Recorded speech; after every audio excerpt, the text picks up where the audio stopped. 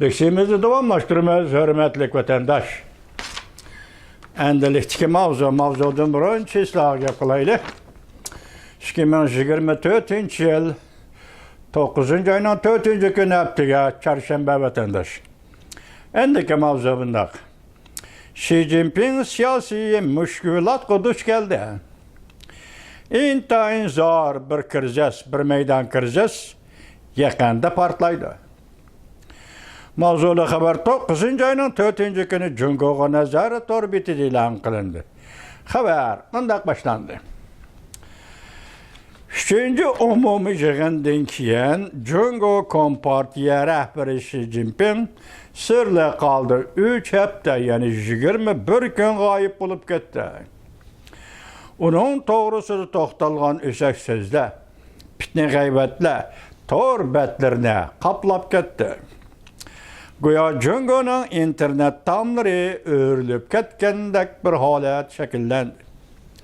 Tahlilchilar bundoq ko'rsatdi.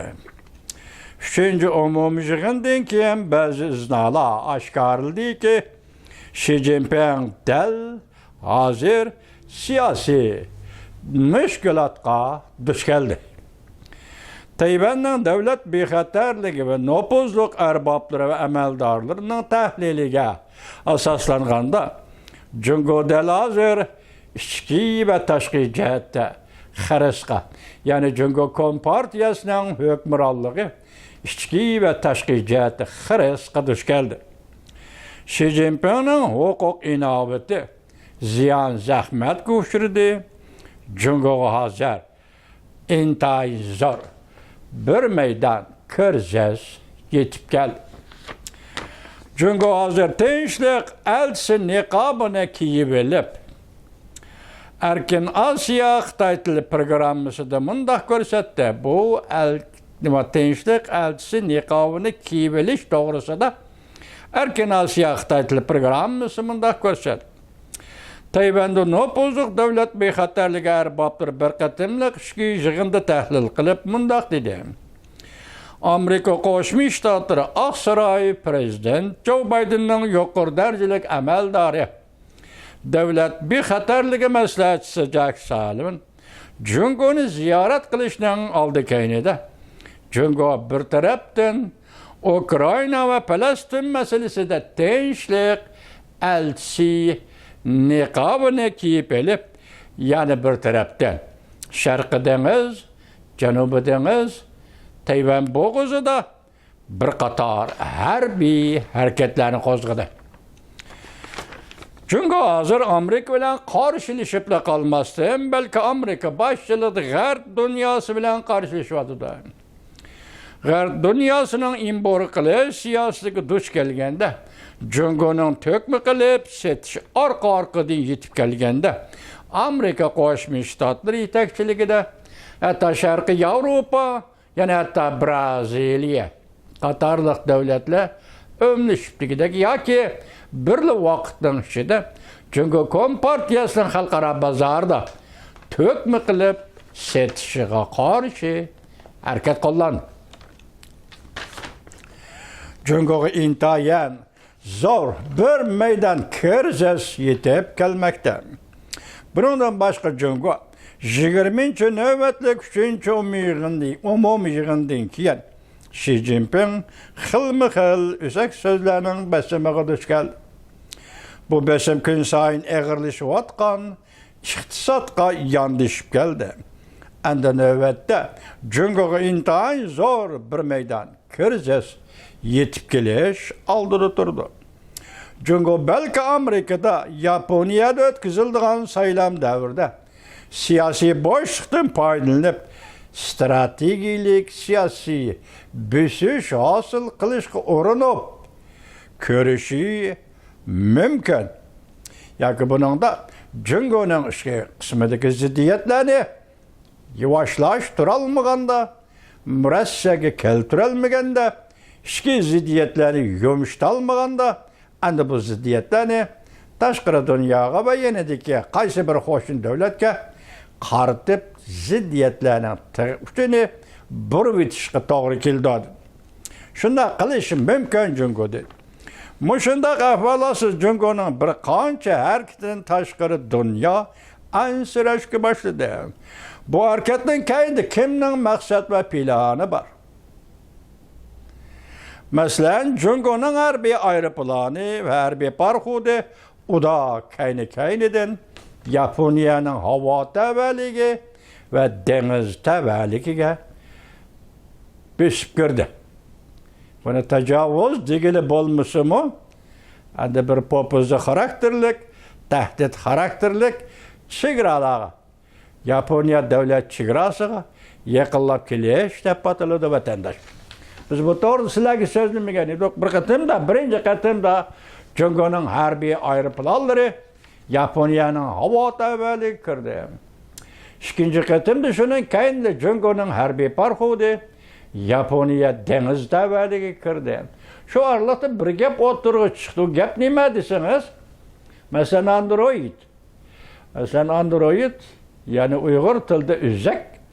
Buni ishlab chiqarib, ilg'or Android bilan Cungo'ni ta'minlaydigan ishi bor ekan Yaponiyaning. Bu maqol davlat ekan, juma. Uning ustiga biz boshda aytdik, biz qachon dedik? 2024-yil 3-oydami yoki 2023-yil 3-oydami Yaponiya Cungo'ga berayotgan haqsiz yordamni to'xtatdi. Buning qimmati pul hisobiga Yaponiya yeni hisobiga 18 trillion yen degandek bir gapni sizlarga qildik. To'g'rimi, o'lcharmi? Dedik, so'zildik, sizlarga so'zlab bo'lgandik. Hozir to'liq esimda qolmoqda.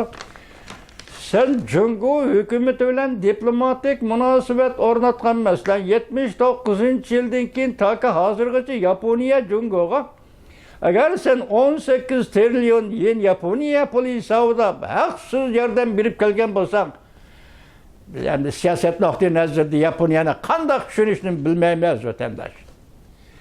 Endi bugun hozir, yani bunu biz burun anglab bakmaganlık gap. Mesela yeni zaman texnikasi, hozirgi zaman texnikasi bilan yasalayotgan Android bilan yoki uzak bilan Cungo'ning bozorini yoki savdo bozorini ta'minlayotgan Yaponiya bo'lsa, vaqtda biz buni yana qanday tushunishni bilmaymiz vatandosh.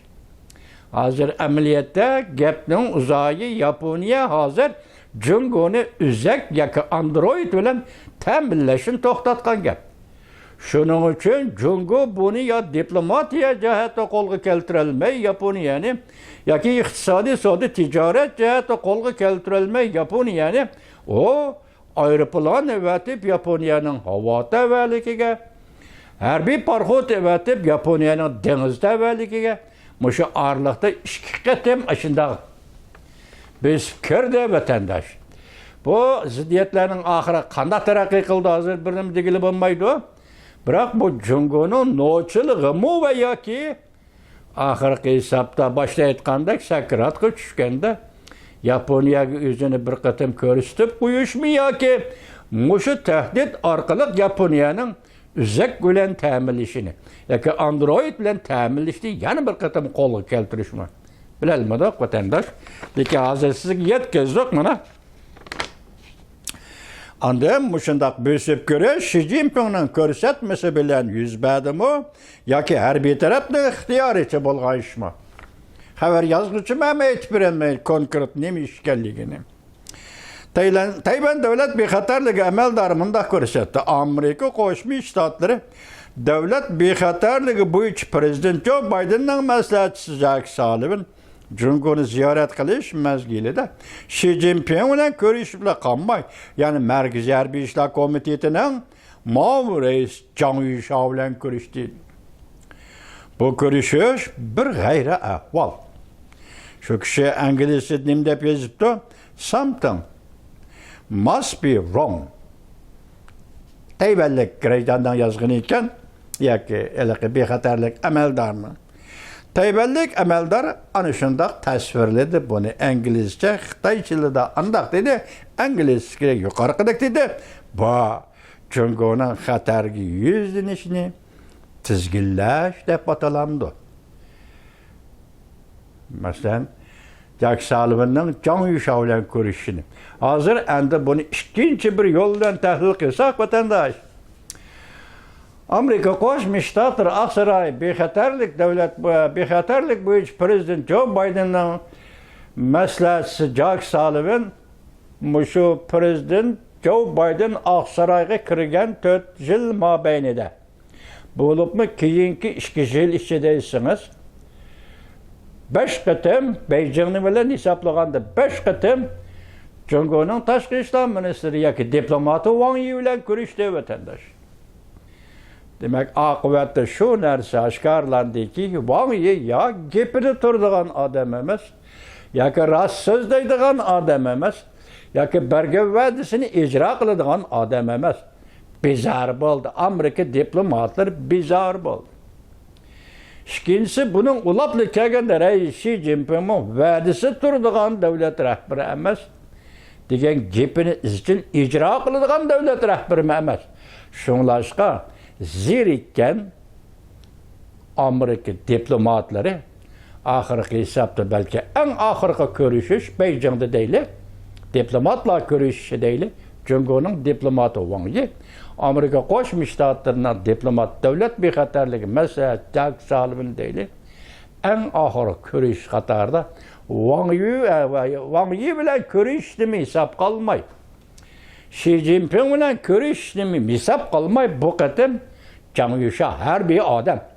Markaziy Harbiy ishlar komitetining muavin raisi Can Yuşa bilan ko'rishganligi qani sening gapini bir anglab boqaylik, biz o ikki so'ziga ishonmadik. Demak, bugun so'zlab ati gapida yana oldi. Bugun va'da berib ati lafzda yana oldi. Endilik sen bilan ko'rishaylik degandek, balki davlat bexatarligi maslahatchisi Amerika Qo'shma Shtatlarining bu qatim Beijingda Can Yuşa harbiy odam bilan ko'rishish yo'lini tanlab olgan bo'lishi mumkin. Bunday gaplar to'g'ri yetib keldi vatandoshim. Bugungi vaziyatimiz mana mushulardan iborat.